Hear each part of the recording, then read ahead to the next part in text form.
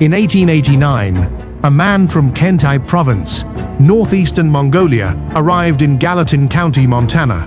He had lived through winters that lasted 7 months. He had known temperatures down to 50 below 0 Celsius. He was not afraid of the cold here. He simply disagreed with how the people around him were fighting it. His neighbor, Thomas Hendricks, burned 800 pounds of firewood every single day. Through the night, either he or his wife would wake at 2, 3 in the morning to stoke the fire. No fire meant no warmth. By dawn, their breath still fogged inside the room. Batbayar Ganzorig burned 50 pounds, no more, and he slept through the night without waking once to tend the fire. That moment is at minute 26. A man places his hand on a clay wall. Outside, it is 40 below, and says, "The whole wall is warm." Not a warm spot, the entire wall. Burning more firewood does not make you warmer. It wastes 60 to 70% of the heat you generate, up the chimney, into the sky, and leaves you burning more the following night. That is not a bad habit. That is a physical limitation of the system itself. No amount of extra effort can change it. This is the story of Batbayar Ganzorig, not as a hero, but as a man who asked the right question and brought 1,000 years of Mongolian intelligence to a land where no one had thought to ask it yet. And if this worked so well, why didn't the whole world follow? The answer is at the end of this film. This documentary has 3 parts. Part 1, why the traditional iron stove fails, physically, no matter how much wood you burn. Part 2, what thermal mass is, and why 1 meter of clay holds heat better than a room full of air, explained through a comparison you have already felt in your own body. Part 3, the real evidence, the journal entries, Hendricks' reaction, Oyuname's words, and why the system survived intact 63 years after it was built. This film runs 41 minutes. If you only have 10 minutes, watch from minute 12 to minute 26. That is the core. To understand what Batbayar did, you first need to understand what he saw when he arrived in Gallatin County, not as a visitor, but as a man who had spent a lifetime in cold and who recognized immediately that the people around him were approaching it in a very costly way. The traditional iron stove works by burning wood at roughly 1000 degrees Fahrenheit. The fire radiates heat into the surrounding space. That is the warmth you feel when you sit close. So far, so reasonable. The problem begins at the next step. 60 to 70% of the heat produced by an iron stove does not enter the room. It travels straight up the chimney, carried by natural convection, along with the hot air, along with everything you just burned. The room receives 30 to 40% of the actual heat generated, and that fraction doesn't stay long. Air is a very poor medium for storing heat. You can warm a room to 70 degrees Fahrenheit.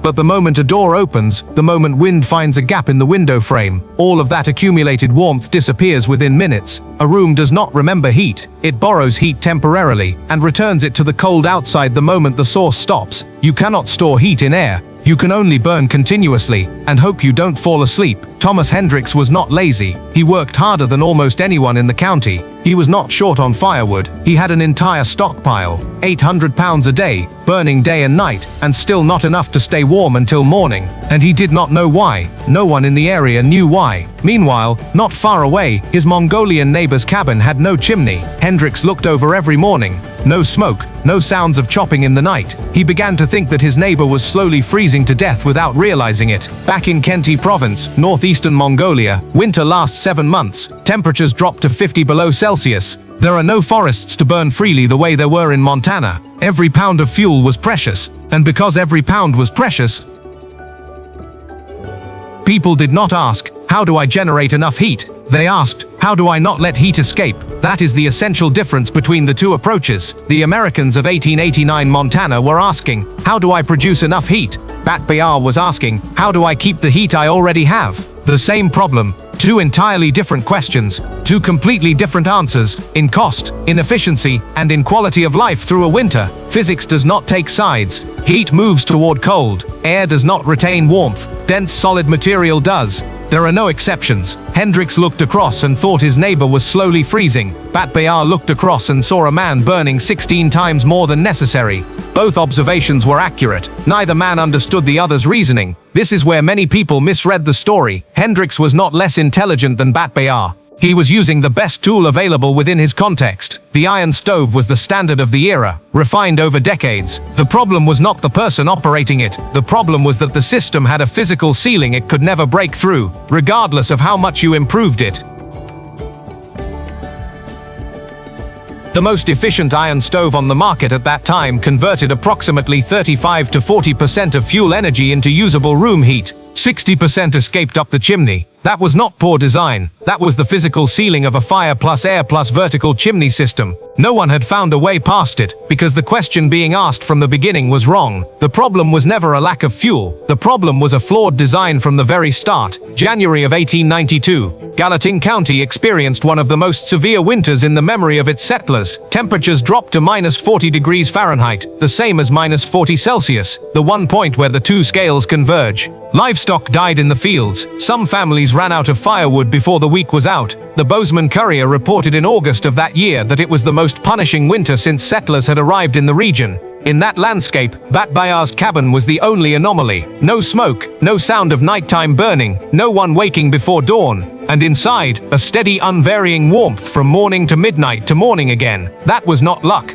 That was not coincidence, and it was certainly not because Batbayar had a higher tolerance for cold than anyone else. It was the result of 3 years of building, calculating and designing a system from first principles, not from habit. If he wasn't burning continuously, had no chimney indoors, never woke at night, how was he keeping warm?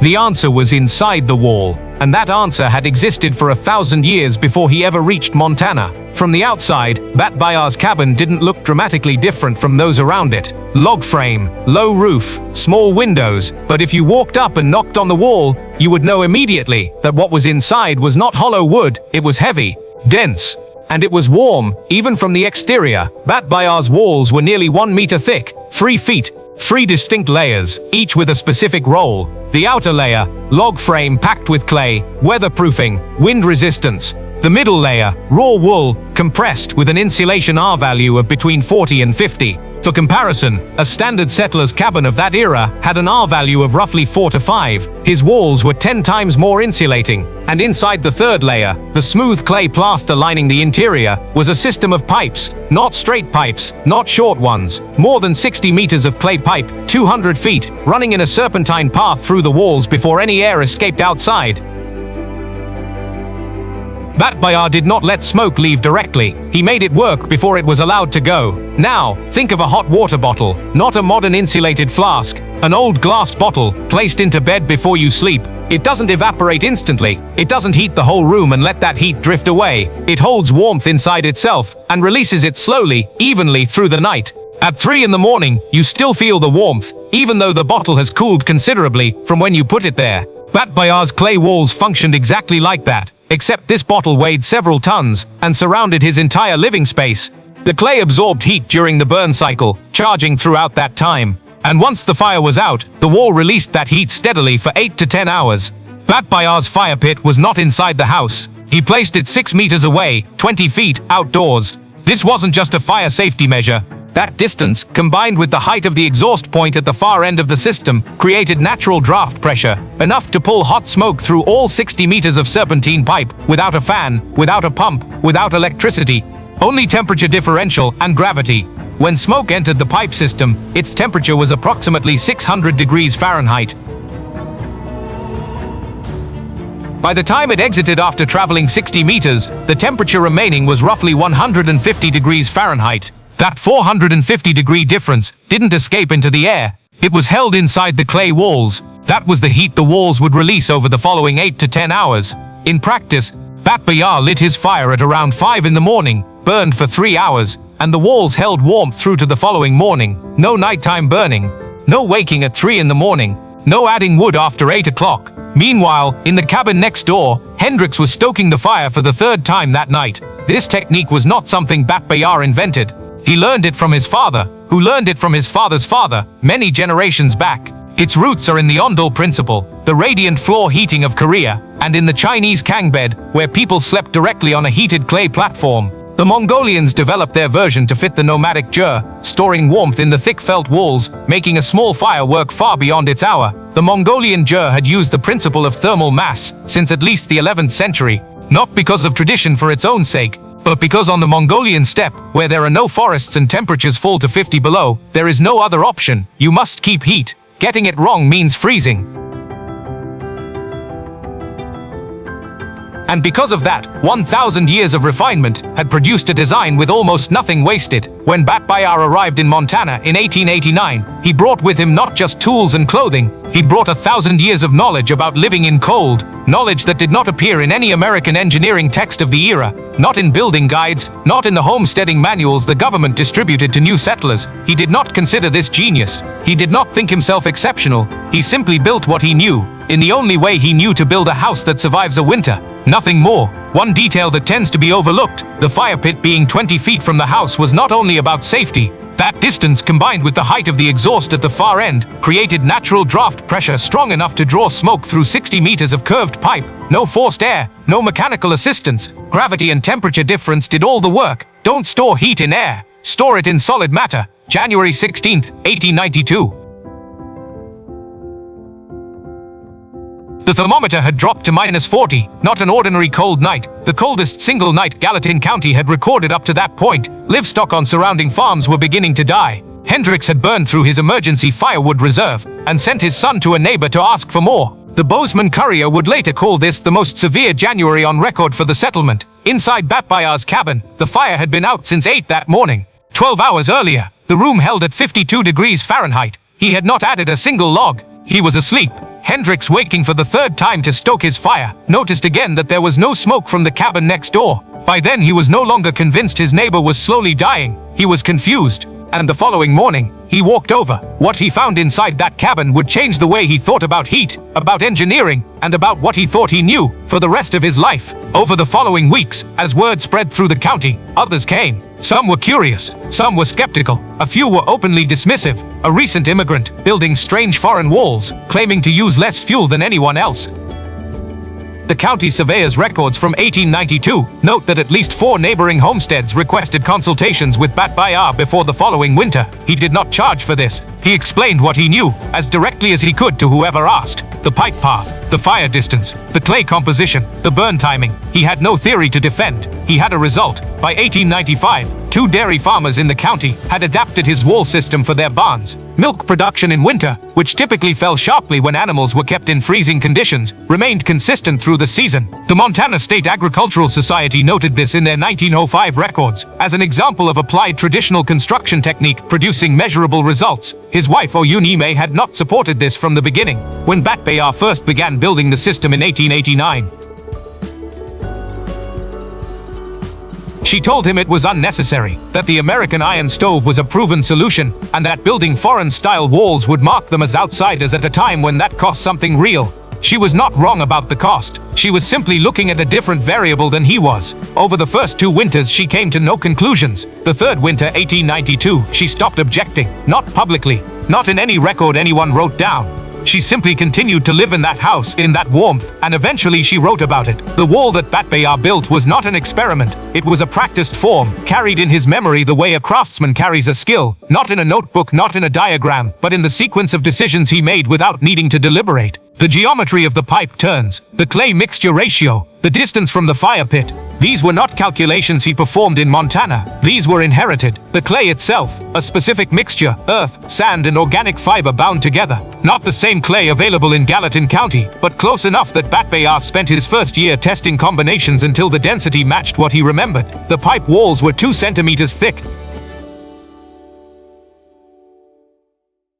The diameter was designed to slow the passage of smoke without restricting it entirely, allowing maximum heat transfer to the surrounding mass. When he finished building in 1889, he did not know for certain that it would work precisely as well here as it had in Mongolia. The soil was different. The altitude was different. The wood available, pine and fir rather than the shrub brush of the steppe, burned hotter and faster. He made adjustments through the first season. By winter 1890, the system was calibrated. On January 16, 1892, Batbayar made a journal entry. The handwriting was careful. He recorded the outside temperature, -40 degrees Fahrenheit, He recorded the inside temperature, 52 degrees Fahrenheit. He recorded the day's fuel consumption, 40 to 50 pounds of wood. And then in the margin, he noted what Hendricks had used that same day, 800 pounds. He read this to Hendricks directly, not to make a point, just to show what he had measured. Hendricks sat for a moment with those numbers, 50 pounds versus 800. The same night, the same cold. One man asleep before midnight, the other awake 3 times. Then Hendricks stood up and walked to the wall. He pressed his open hand against it. He left it there for a long moment, and then he said, "The whole wall is warm, not warm near the stove, not warm in one spot. The entire wall, from floor height to above his head, radiating an even steady heat, as if the wall itself were alive." He was not a man given to dramatic statements. The county surveyor's notes describe him as practical, reserved, and skeptical by nature. "The whole wall is warm" was not a poetic observation. It was a report of something that by every assumption he had carried for decades, should not have been physically possible. Batbayar said nothing. He had lived in this warmth for 3 years. It was not a surprise to him. It was simply how a well-built house worked. The following spring, Hendricks hired Batbayar to consult on the renovation of his barn. No formal contract survives, but the Gallatin County historical records note that by 1895, the Hendricks property had been partially rebuilt using what local surveyors described as foreign wall construction, clay-packed, heavily insulated, with subsurface flue channels. The Bozeman Courier ran a piece in August 1892, after the winter, when people could speak of it in past tense, describing the anomaly of a homestead that had maintained interior warmth through the record-breaking January cold. The article did not name Batbayar directly. It referred to a settler using traditional heating methods brought from the eastern steppe. His neighbors knew who it was. Oyunime kept her own record. Not a daily log like her husband's, but occasional writings in the margins of a Buddhist scripture she had carried from Mongolia.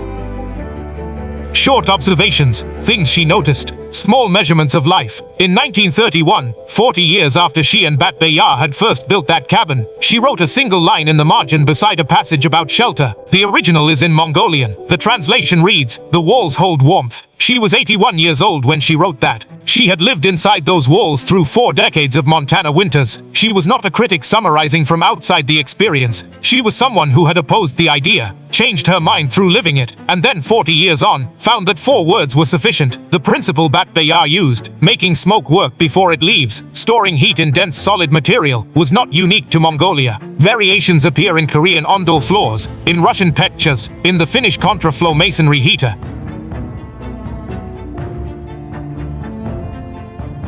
In each case, the core logic is the same: don't waste what you burned. By the early 20th century, masonry heater design had reached a level of sophistication in Northern Europe that the iron stove could not match. The German Kachlöfen, the tile stove, was a fixture in middle-class homes. Austrian and Scandinavian building codes began incorporating thermal mass specifications. The physics was well understood, the application was spreading, and then between 1900 and 1940, something shifted in North America. The rise of mass-produced housing demanded standardization. Homes were built faster, cheaper, and in larger numbers than ever before. The iron stove and later the central furnace, both of which could be manufactured to identical specifications and installed by non-specialists, became the standard. Thermal mass construction required skilled labor, site-specific materials, and a longer build time. It did not fit the new model.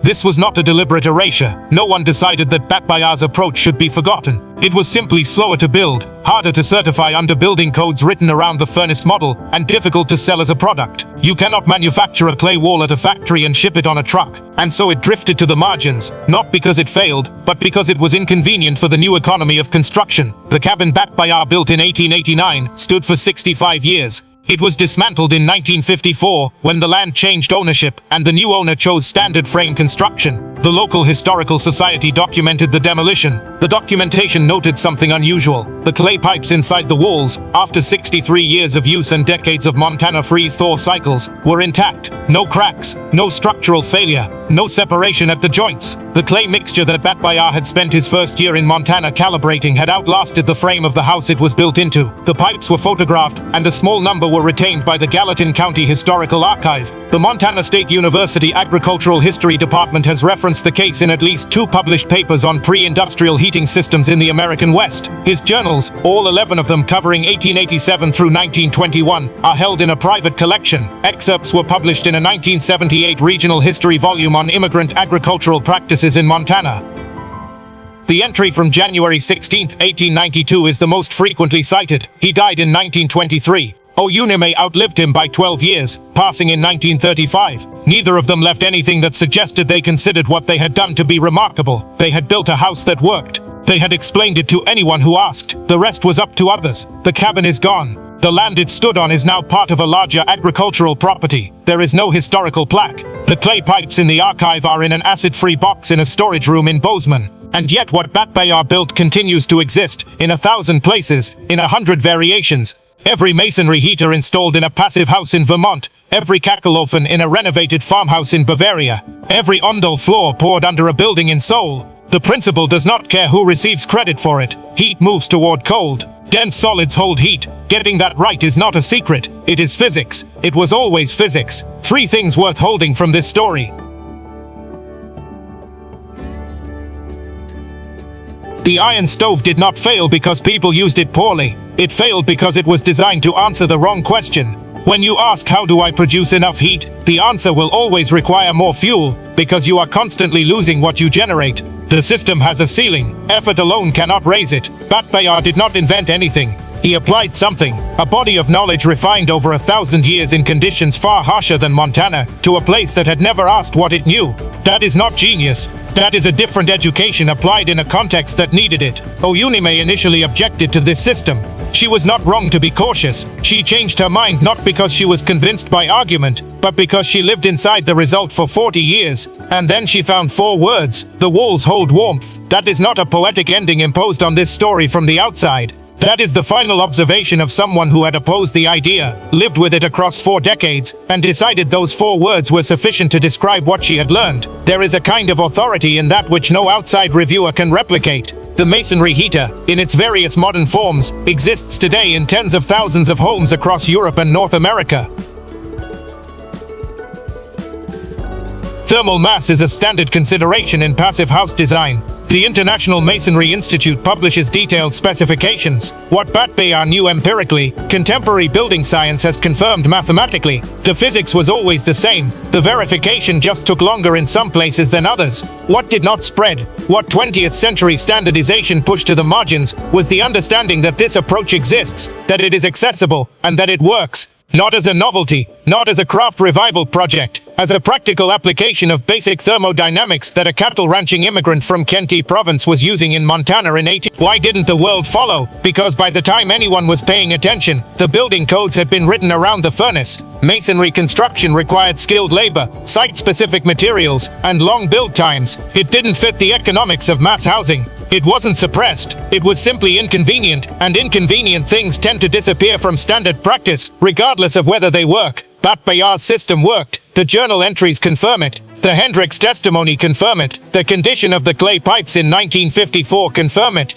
And 63 years without a single crack is not an argument, it is a result. -40 outside, 52 degrees inside, 50 pounds of wood, asleep before midnight, 63 years later, intact. The walls hold warmth. If this is new to you, if you've never heard of masonry heaters, or thermal mass heating, or the ondel system, I'd like to ask you something in the comments. Had you ever heard of this before today? That's all. One question. Your answer helps us understand what to go deeper on in future films. Thank you for watching. If this film was worth your time, the most useful thing you can do is share it with one person who might want to see it, not a subscription request. One person. That is how these stories reach the people they're meant for.